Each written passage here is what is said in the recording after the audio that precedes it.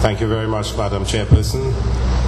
Our distinguished Honourable Prime Minister, Mrs. Kamala Prasad Bisesa, and Member of Parliament for Siparia, the Honourable Errol MacLeod, Member of Parliament for Pointe-a-Pierre and Minister of Labour and Small and Micro Enterprises, my colleague, the Honourable Clifton Decoto, Minister of State in the Ministry of Education and MP for Maruga Tableland, Her Worship the Mayor of San Fernando, Alderman Marlene Coudray, and other officials of the San Fernando City Corporation, Acting Permanent Secretary Kathleen Thomas and the Deputy Permanent Secretaries, Ms. Daniel and Ms. Chrysostom, Acting CEO of EFCL, Public Relations Officer, Ms. Beverly Tate of NPTA, Principal, Mr. Sheldon Joda, members of the community, school supervisors, principals, here, media, members of the media, teachers, and our beautiful children and students, distinguished ladies and gentlemen. A very pleasant good morning to one and all, and may I say that it is truly an honor to be here with you today and to have our distinguished Honourable Prime Minister with us to share this landmark occasion. Thank you very much, Prime Minister, for being here with us.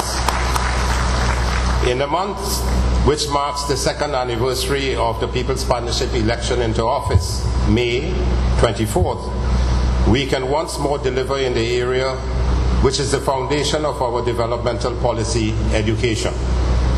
Madam Prime Minister, when you held the post of Minister of Education almost a decade ago, you had a mission to build more secondary schools to ensure that every child in our country would have the right to and benefit from a free secondary school education. Back then, almost on an annual basis, 7,000 to 10,000 children were not able to secure a place in a secondary school and were left behind because of insufficient spaces in our schools.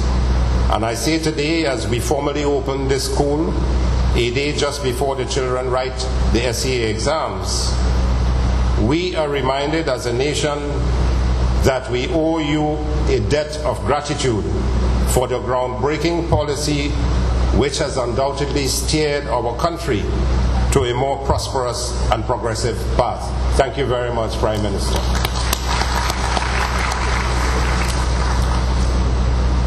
The first intake of our students into this school, away from the existing older school, which housed over 800 students, my understanding is now we're housing 400 students here, with approximately 46 teachers.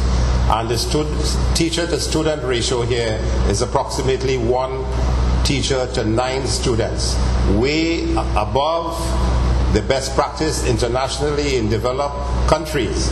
So therefore, principal and teachers, the students, I'm sure, will shine in their examinations to come. And we applaud you for conducting this education for our children.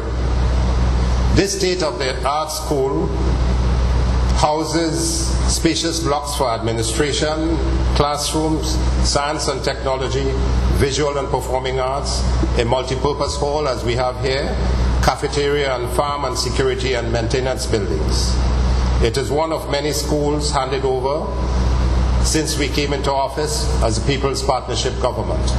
Madam Prime Minister, we feel justifiably proud to be able to be instructed by you to develop the infrastructural aspects of our education system, which is one out of just 16 priority areas that the Ministry of Education has. And we are pleased to announce to the national community that we have constructed 29 early childhood education centers. We are now constructing 24 more with the assistance of the IADB.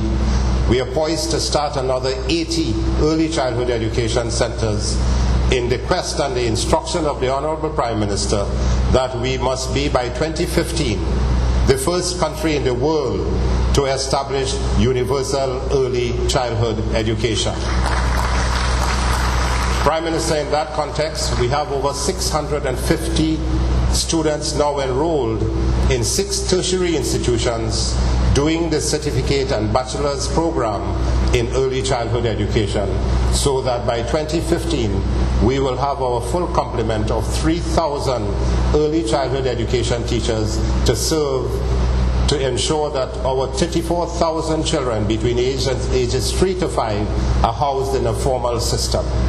We are building more early childhood education centers, but we are developing a public sector, private sector partnership with all those kindergartens and nurseries, helping to train their teachers, improve their infrastructure, and provide material for them so that we will be able in a formal system to bring our 34,000 children together so that we will achieve universal early childhood education. We have constructed 11 primary schools, including the Just Spiritual Shouter Baptist School, which the Prime Minister promised 1 year ago when she came into office. She said, I will give you the school next year, and the Prime Minister delivered the school to the Spiritual Shouter Baptist just 1 or 2 months ago. Prime Minister, we also delivered a new school at Beach, a primary school, and Minister MacLeod in his constituency also got a new school. These are just 3 out of the 11 primary schools we have completed. We have completed 4 secondary schools. We have another 8 more to complete, hopefully before September. And this is the Marabella South, the Aranguez, which the Honourable Prime Minister opened recently, and of course, don't forget the Beach High School, which the Prime Minister built when she was the Honourable Minister of Education in 2000, and which had been left for 11 to 12 years, with generations of children not being able to go to the school in Beach. But the Prime Minister ensured that we constructed the school so that the children are now housed in the Beach Secondary School. Thank you very much, Madam Prime Minister. I want to sincerely thank the hard-working members of the Board of Directors of Educational Facilities and their management teams, and sincere thanks and congratulations for your hard work that you have been doing. Plans are in progress to construct a school for special needs children in Tobago, Madam Prime Minister, which is your dream, as well as at least 3 or 4 in Trinidad as well. The Ministry of Education has also undertaken several new initiatives, which you heard from Minister Likoto, aimed at completely improving our education system to ensure that our children get nothing short of the best education that can be available to them anywhere in the world. You must be better than all those in the other parts of the world. I know the audience is eager to hear the Honourable Prime Minister on this occasion, so I will at this juncture close my remarks by extending my very best wishes to all the 17,916 students who will be sitting the SEA exams tomorrow. Remember that you can only do your best and have faith in God and everything else. Thank you very much, and we have a very nice morning.